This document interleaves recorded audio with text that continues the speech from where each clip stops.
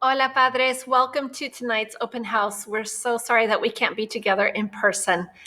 Um, if you are not already receiving Google Classroom summaries daily or weekly, go ahead and send me an email with your child's name and period number, and I'll make sure to send you the invitation. I'm Patricia Latanen, and I'm your student's Spanish 1 teacher this year. This is my 5th year teaching at Bainbridge High School. Before Bainbridge, I taught at Madrona School for 5 years, all 8 grades. This is a picture of me and my family. I have 2 children, and they both graduated from Bainbridge High School. My son is now a senior at University of Washington, and my daughter is a freshman at Western Washington University. And they're both doing 100% of their classes are online. So all of us are working remotely this year. My mother is from Argentina, and when I was in high school, I got to do a bonus year of high school as an exchange student in Argentina. I lived with my cousins, and I went to my mother's old high school. So that was a life-changing experience. When I returned, I went to the University of Washington to get my degree in Spanish language and literature. And then I went to Japan for 2 years with my husband to teach English in Japan. And then we came home and I went back to the University of Washington and I got my master's in teaching. Your student needs to take 2 consecutive years of the same language to graduate from high school and to meet college entrance exam requirements for most colleges. Some colleges have more rigorous standards, so make sure you look into that. They need to have a grade of at least 60% or better to receive credit and to go on to Spanish 2. 90% of their grade is based on their proficiency. We determine how well your student can listen and understand, speak, read, and write. And we're looking at 3 different modes of communication. How well do they interpret media, either print media or videos? How well do they interact with other people in their interpersonal communication? And then how well do they present themselves when they're presenting projects or giving some other presentation in Spanish? The other 10% of their grade is based on daily classwork, homework, skill building work that they do. I do tell the students in class what their homework is, and then I also assign it on Google Classroom.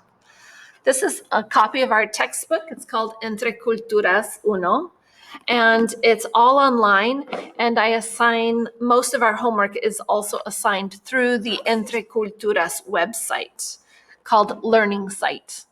So I link it to Google Classroom as well. So they see it in both places.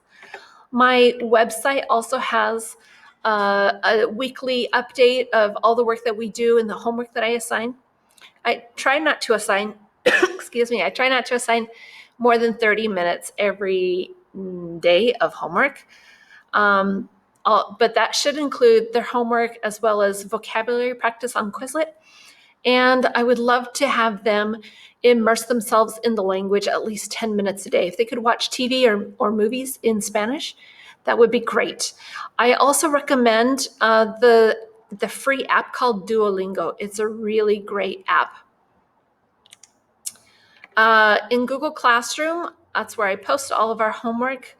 I have, by each week, it's divided by weeks. Semana 7, for example, is week 7. That's our current week.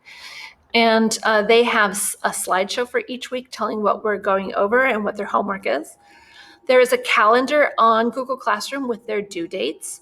They can also look at just a to-do list on Google Classroom of things that they still need to turn in, and that can be separated by class. And then there is also a week at a glance slide in its own week at a glance section, which is the same slide that I use and the same information that I use on my website. Thank you so much for supporting your students and helping them to be in class, Zoom class every day. If you could help them turn on their video as much as possible, that'll help me get to know your student better. Please encourage them to check Google Classroom every day and to do their homework on their learning site. Encourage them to email me if they have questions as soon as they have questions and not to wait a week or 2 or 3. And they should know how to make Zoom appointments with me. So if they have questions, they can also meet with me before school or after school via Zoom. If they have problems solving their problems alone, feel free to step in and help them with that. If we need to have a conference, we can definitely arrange a Zoom conference too. I am reachable by email, also by phone, but those phone messages come to me via email. So email is the best way to get a hold of me right now. And then we can schedule a Zoom conference if it's as needed. I think that's it. If you have any questions, please let me know. Take good care. Adios. Gracias.